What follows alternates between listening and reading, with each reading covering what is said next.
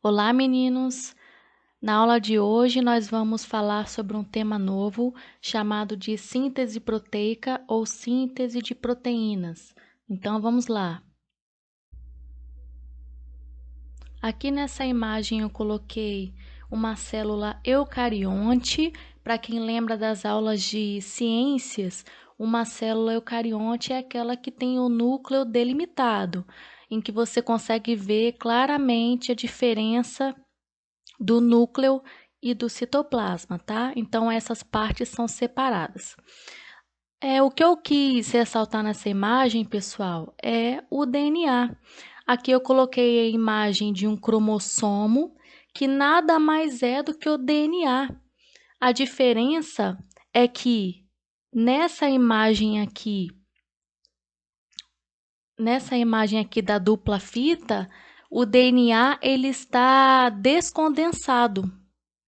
E aqui na forma de cromossomo, ele está condensado, está enrolado em outras proteínas. Então, a diferença dessas duas figuras aqui, que eu estou apontando, é o seguinte, que nessa imagem de baixo aqui, é o DNA descondensado, é como se ele estivesse mais aberto, mais solto, e o DNA na forma de cromossomo é quando ele está enrolado, quando ele está condensado, enrolado em proteínas. E o nome dessas proteínas a gente chama de histonas. Mas essa parte a gente vai falar sobre, lá na parte de divisão celular, a gente vai falar mais sobre isso, tá? Mas cromossomo é DNA da mesma forma. Bom, nós podemos diferenciar o DNA em duas partes, vamos dizer assim. Olhem para essa imagem aqui. Essa imagem que está delimitada, essa parte aqui do DNA que está delimitada, ela é chamada de gene. Pessoal, o que é um gene? Gene é um pedaço do DNA que vai codificar uma proteína. Então, eu coloquei aqui embaixo, ó, gene é a parte codificante que vai formar uma proteína. Então, aqui na imagem, está delimitado aqui o gene, essa parte aqui vai formar uma proteína, que eu vou já explicar como é que esse processo funciona, e o restante do DNA, a gente fala que é a parte não codificante. Essa parte não codificante, a gente fala que é o DNA lixo, que não vai codificar a proteína.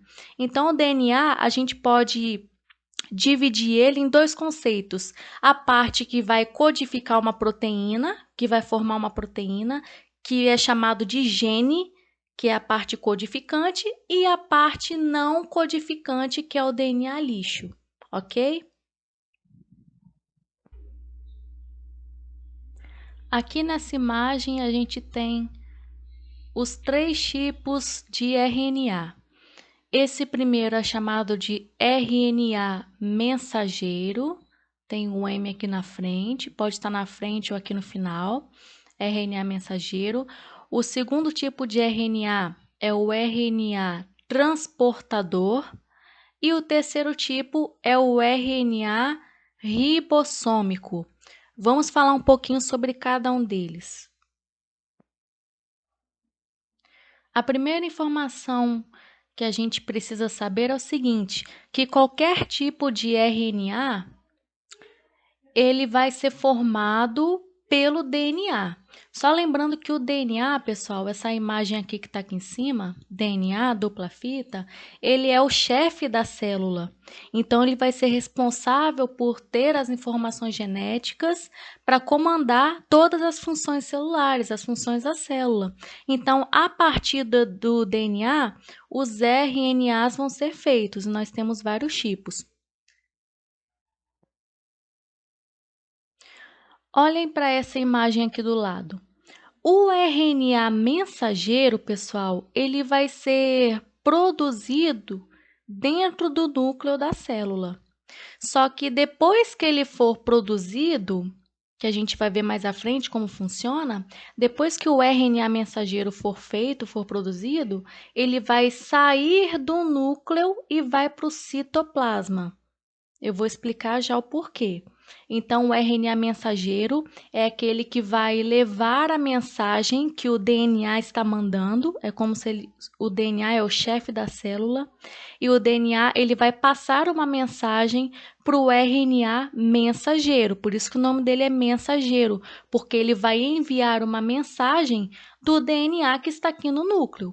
Então, o DNA ele vai passar uma mensagem para o RNA mensageiro, aqui dentro do núcleo, e depois esse RNA mensageiro sai do núcleo e vai para o citoplasma para poder ser traduzido. A gente vai falar mais sobre isso depois. Bom, o segundo tipo de RNA é o RNA transportador. Já está no nome. Se ele é transportador, ele vai transportar alguma coisa. Então, olhem aqui para a imagem do lado de novo. Eu vou circular aqui para vocês qual é o RNA transportador. Olhem para cá. O RNA transportador, ele vai estar aqui no citoplasma e vai auxiliar o processo de tradução, que eu vou explicar como funciona depois. E o terceiro tipo é o RNA ribossômico, que vai formar o ribossomo. Olhem nessa imagem aqui do lado, ó, o ribossomo está aqui na cor cinza.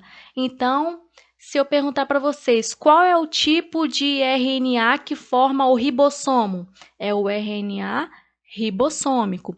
Segunda pergunta: qual é o tipo de RNA que vai transportar aminoácido? Bom, se vai transportar aminoácido, o nome é RNA transportador. Percebam aqui, pessoal, que o RNA transportador, ele tem uma bolinha aqui em cima dele, ó. Essa bolinha aqui é o aminoácido.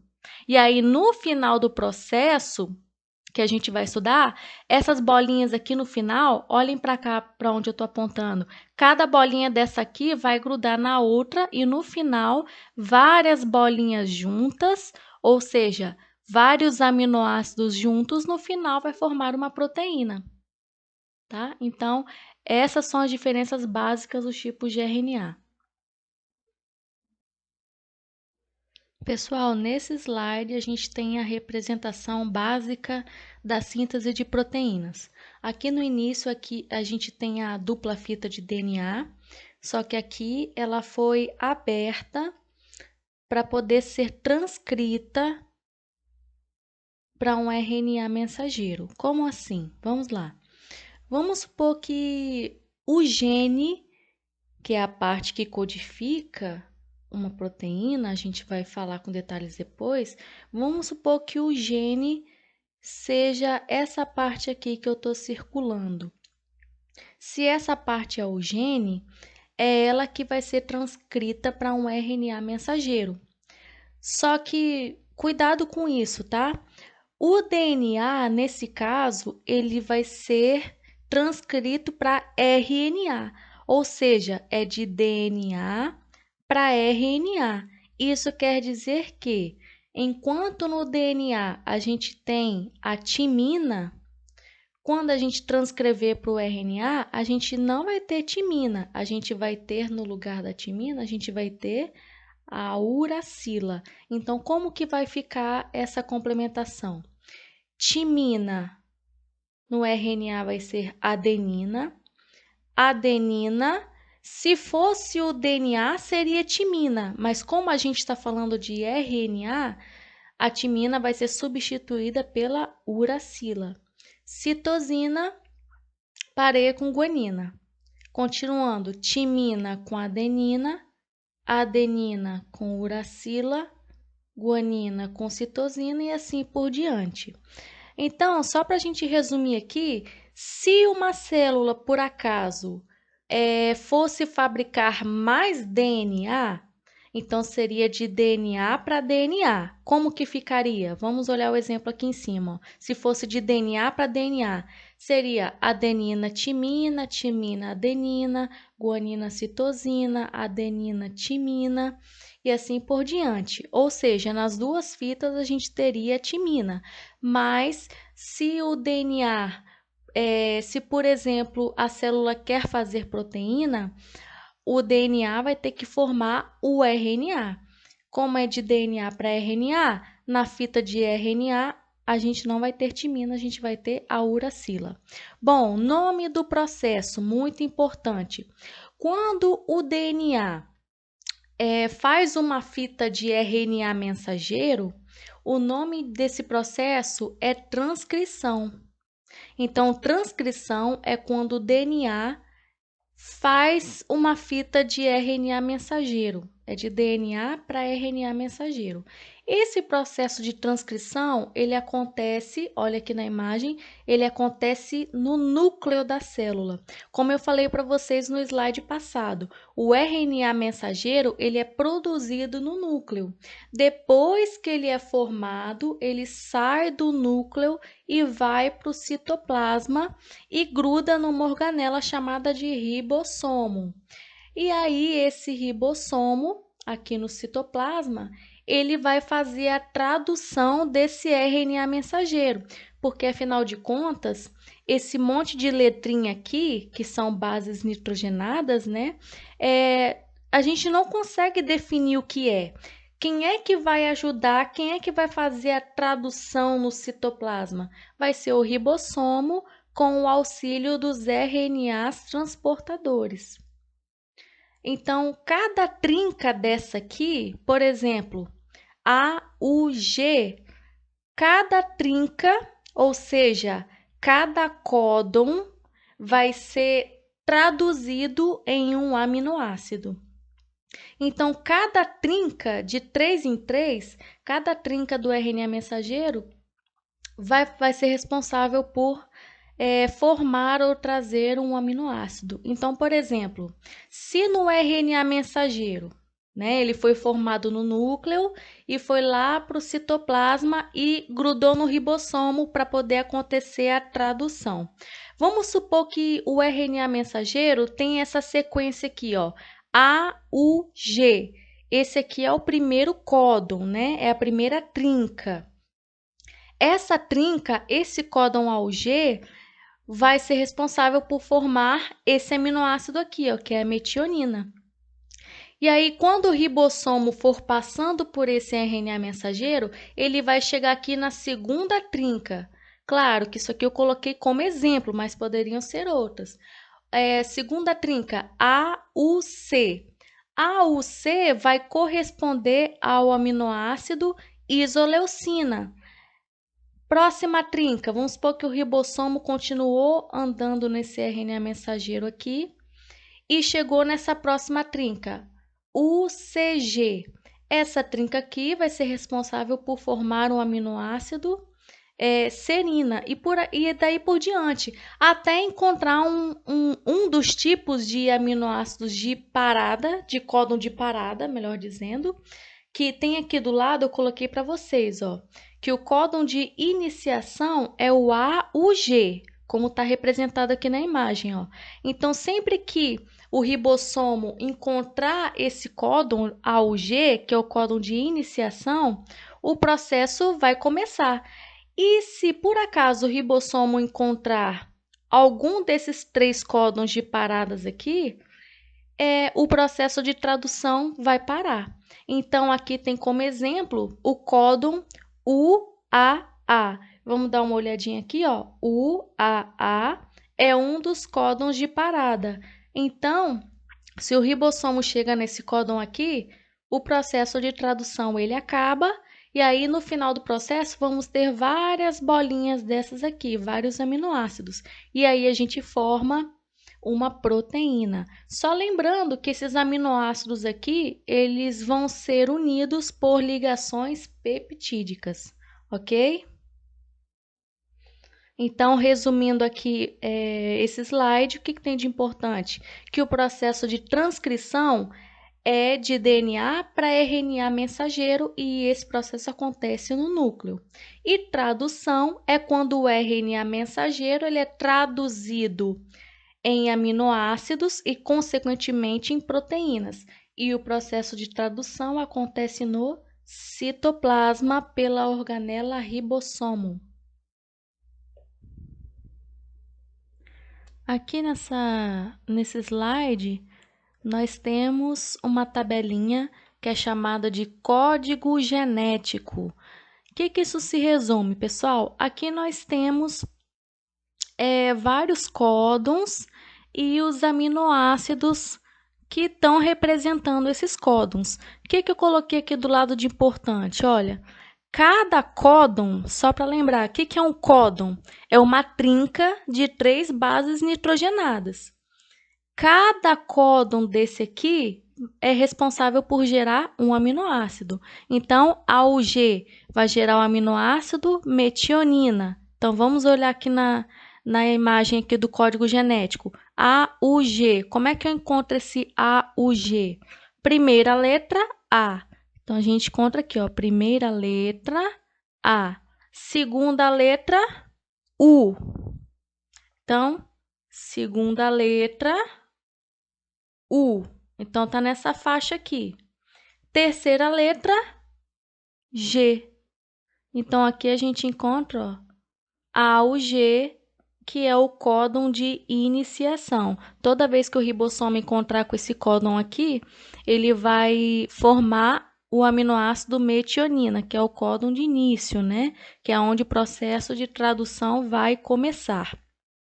E aí, o segundo aqui, ó, segundo códon, AUC, vai formar o aminoácido isoleucina. Então, vamos encontrar a primeira letra A. Então, você vê aqui na tabelinha, ó, primeira letra, vamos encontrar letra A.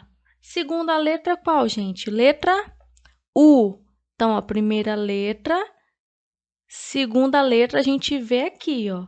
Então, qual que é a segunda letra? Letra U. Então, ó, A, U. E a terceira letra, letra C. Então, vamos encontrar aqui, ó, A, U, C. Terceira letra C. A gente encontra aqui, ó, AUC, aminoácido isoleucina. É como se fosse um dicionário mesmo. Então, cada códon vai ter o seu respectivo aminoácido. O que é importante aqui? O código genético, ele é caracterizado como código genético degenerado. Por quê? Porque nós temos os códigos sinônimos, ou seja, vários códons podem formar o mesmo aminoácido. Então, por exemplo, vamos pegar o exemplo aqui, que é o da isoleucina. Vamos pegar esse exemplo aqui, ó, tá vendo aqui? Isoleucina. Para esse aminoácido aqui, olha só quantos códons eu tenho. AUU, AUC e AUA. Então, independente de qual códon seja dentro desses 3 aqui, eu vou ter o aminoácido isoleucina. Isso é uma coisa boa ou é uma coisa ruim? Isso é uma coisa boa, sabe por quê, gente? Porque vamos imaginar que aconteceu uma mutação em uma das bases nitrogenadas lá no DNA, e quando ela foi transcrita para RNA, ao invés da gente ter A, U, C, acabou tendo A, U, A. Vamos supor que esse C aqui, ó, fosse mutado. Então, não seria A, U, C, seria A, U, A, por exemplo. Isso vai mudar muito? Vai transformar? Vai modificar muito? Vai prejudicar? Vamos ver. A, U, A. Vamos supor que esse C fosse substituído por A. Vamos lá conferir.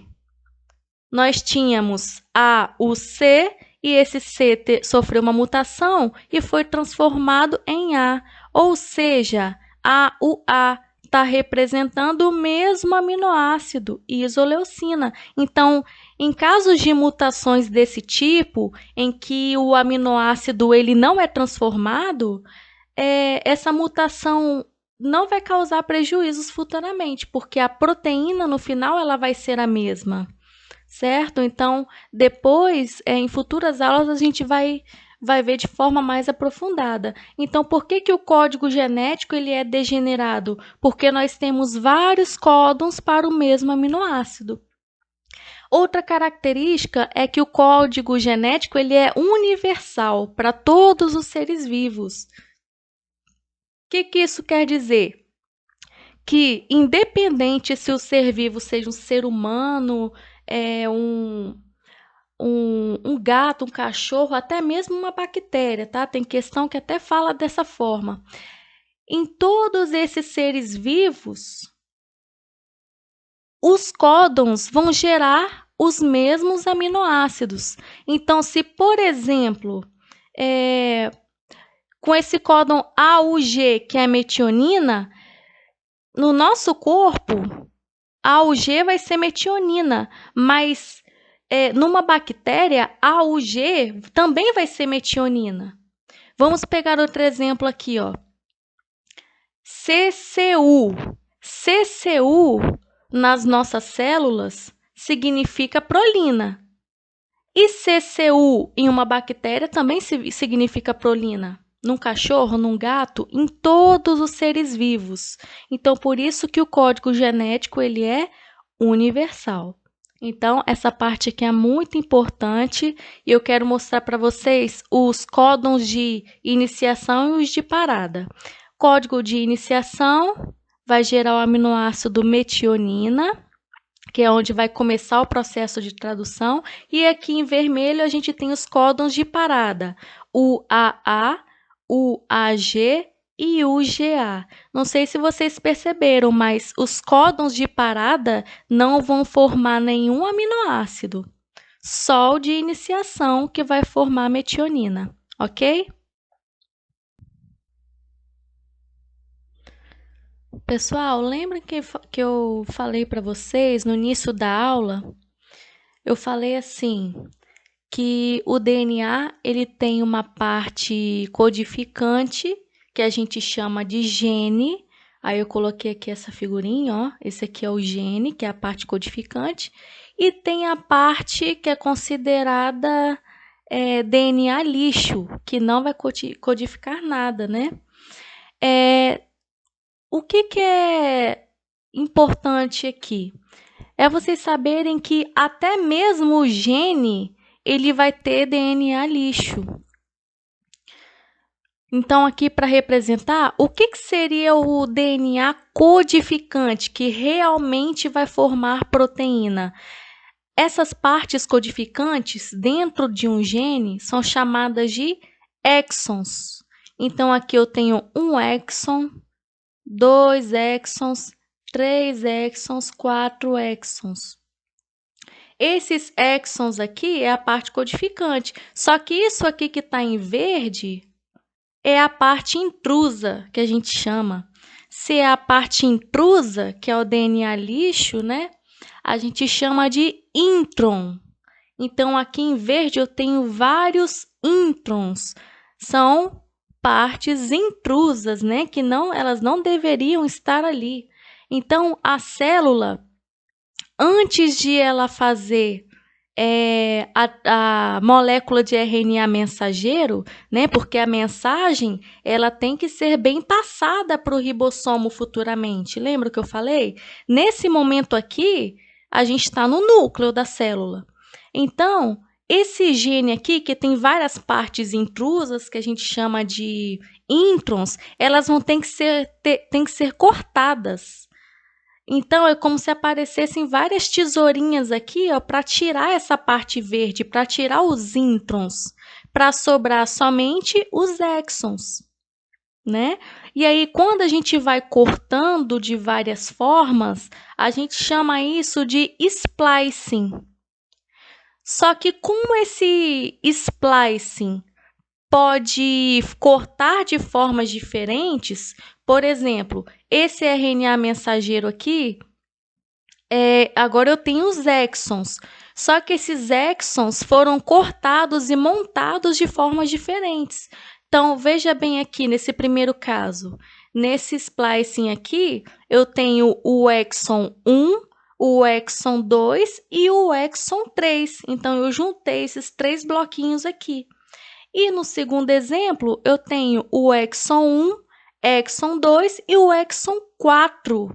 Então, percebam que a partir de um RNA mensageiro, eu posso ter várias proteínas. Então, aqui eu tenho proteína A e proteína B. É claro que essas proteínas elas só vão ser formadas depois de serem traduzidas lá no citoplasma pelo ribossomo. Então, nesse momento aqui, isso aqui que está acontecendo é uma preparação do RNA mensageiro para tirar todo o código lixo que ele tem, fazer o splicing, que é fazer os cortes, montar esses cortes de formas diferentes e a partir de cada RNA mensageiro, nós vamos ter a possibilidade de fazer várias proteínas.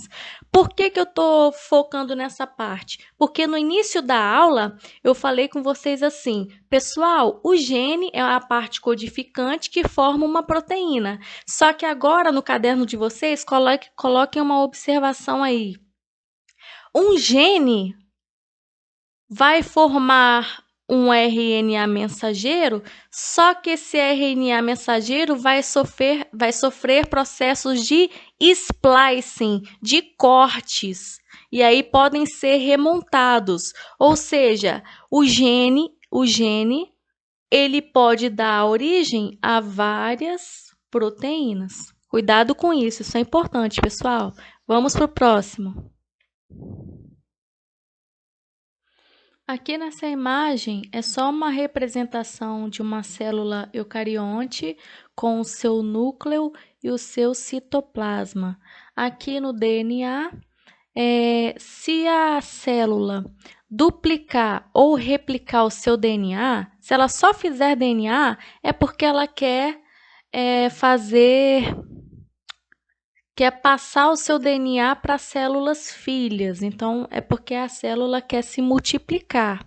Mas se de repente esse DNA se abre e permite que o RNA mensageiro seja feito, né? O nome desse processo é transcrição. Transcrição é de passagem de DNA para RNA. Lembrando que o RNA que acabou de ser feito, ele tem partes que são chamadas de introns, né? Vamos supor que os introns sejam essas partes verdes aqui, e aí vai sofrer aquele processo que eu falei para vocês, que é o splicing, também chamado de splicing alternativo, que vai ser o corte dessas partes verdes e aí vai unir somente os exons, que são as partes codificantes. E aqui, ó, a gente tem um RNA já maduro, pronto para sair do núcleo e chegar até o citoplasma. Então, o RNA sai do núcleo e vai para o citoplasma. Quando ele chega lá, ele encontra com uma organela que não está representada aqui, mas ele encontra com o ribossomo e aí acontece, então, a tradução da proteína, que a gente vai ver daqui a pouquinho como funciona.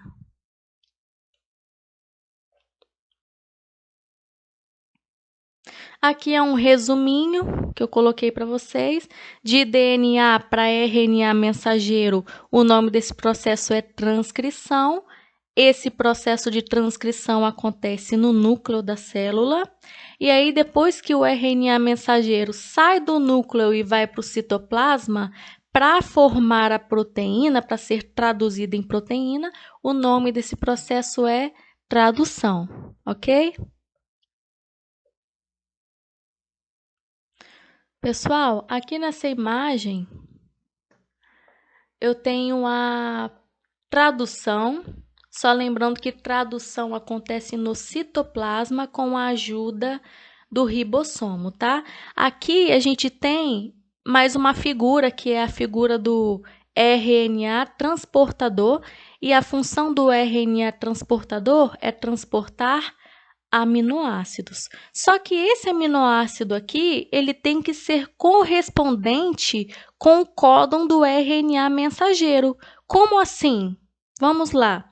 Se no RNA mensageiro tem esse códon aqui, que é o códon 1, qual é o primeiro códon? A, U, G. A, U, G. Vamos supor que você não saiba o que é o códon AUG, a quem ele se refere.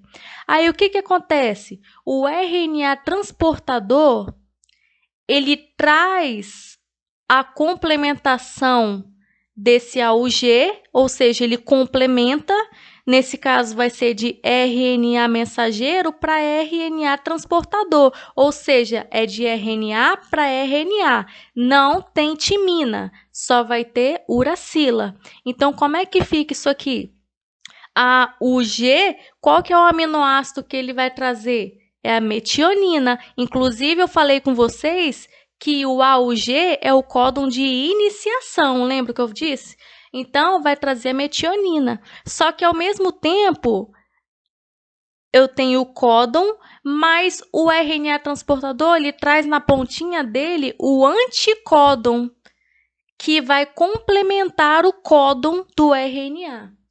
Ficou um pouco confuso? Vamos lá.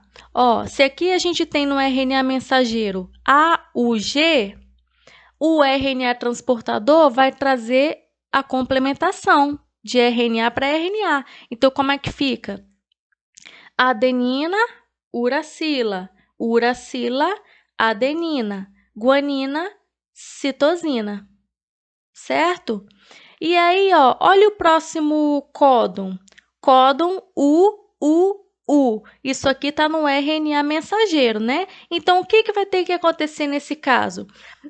O RNA transportador, ele tem que trazer em cima dele, uma bolinha em cima dele, um aminoácido que corresponde a esse códon aqui, que é o UU. Então, quando o RNA transportador se fixa aqui, qual que é o complemento que ele vai trazer? A. Ou seja, né?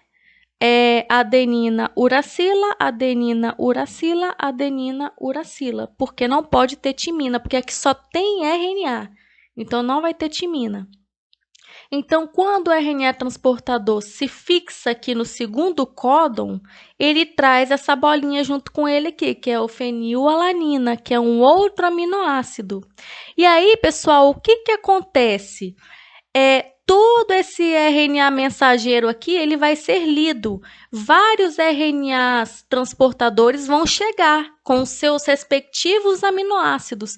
E aí, no final do processo, a gente vai ter várias bolinhas dessa aqui, vários aminoácidos juntos. E aí, no final, com vários aminoácidos juntos, a gente tem uma proteína. Só um detalhe, tá? Não esqueçam, códon é a trinca de bases do RNA mensageiro e anticódon é a trinca do RNA transportador. Mas para fins de prova, o melhor a se fixar é o RNA mensageiro mesmo, que é o que mais cai. Então, dependendo do códon que tiver aqui no RNA mensageiro, o aminoácido que virá vai ser o aminoácido correspondente. Ok?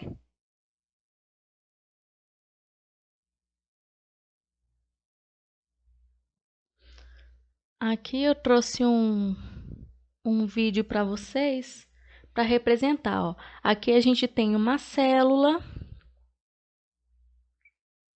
Tem várias organelas nessa célula. Aqui a gente tem o núcleo da célula. Dentro desse núcleo, nós temos vários cromossomos, que na verdade é um DNA compactado. Ó, compactado por proteínas chamadas de histonas, né? Por isso que ele fica desse jeito aqui. E aí aqui nós temos o DNA dupla fita.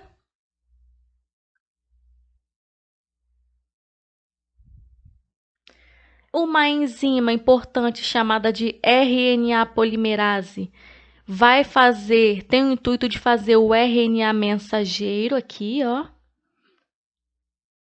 Então, o RNA mensageiro está sendo formado. Só lembrando que na complementação, ao invés de timina, vai ter uracila. Então, o RNA mensageiro está prontinho.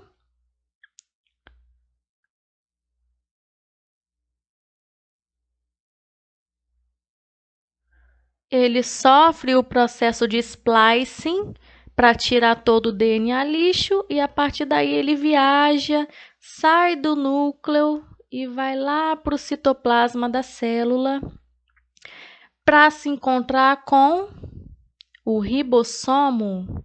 Então aí a gente tem o ribossomo e o RNA mensageiro aqui pronto para ser traduzido. E aí aqui a gente tem o RNA transportador, que vai transportar o aminoácido daquele códon. Então vamos ver como é que funciona.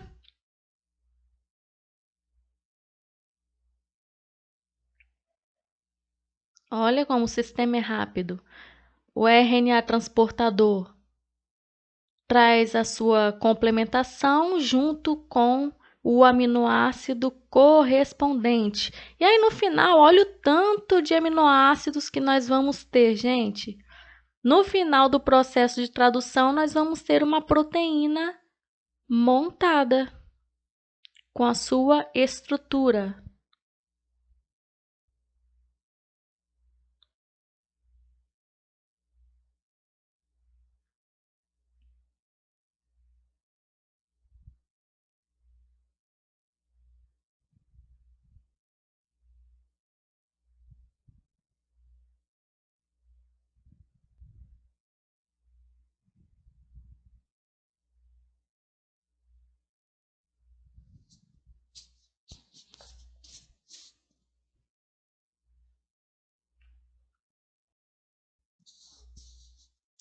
Aqui eu trago uma mensagem para vocês, pessoal, que é uma mensagem bem realista. Eu vou ler. Você só terá sucesso se você sair da sua zona de conforto, né? Porque às vezes a gente tem necessidade de falar o que é real para os nossos alunos, que se eles continuarem na mordomia, se continuarem no conforto e não quiserem correr atrás dos seus sonhos, eles vão continuar a ficar no mesmo lugar. Então, por favor, pessoal, se tiverem alguma dúvida, vá atrás do professor, mande mensagens, mande e-mails, manda a foto do exercício para poder corrigir. Corra atrás do seu sonho, porque se você não correr atrás, ninguém mais vai fazer isso por você. Ok? E a motivação ela é interna. Eu já falei isso para vocês. Não tenta encontrar motivação nas outras pessoas. Você tem um motivo para correr atrás do seu sonho, então corra atrás dele, seja grande. Só que a vida pode até te dar o que você quer, mas para isso você vai ter que pagar o preço. Você vai ter que sentar e estudar e tirar dúvidas, fazer um planejamento de estudo, porque de nada adianta você pegar qualquer caderno para estudar. Não é assim que funciona. Então foque no seu aprendizado, foca no seu planejamento e qualquer dúvida que vocês tiverem, vocês podem me procurar, tá certo? Então, eu desejo bons estudos para vocês, que vocês realmente me procurem para tirar dúvidas, que eu vou ajudar vocês sempre, sempre que eu puder, eu vou estar disponível, ok? Sinto muita saudade de vocês e, por favor, façam o dever de casa, ok? De forma ampla aí que eu quis dizer. Então, até mais, até o próximo vídeo e eu aguardo vocês na próxima aula. Beijos, beijos.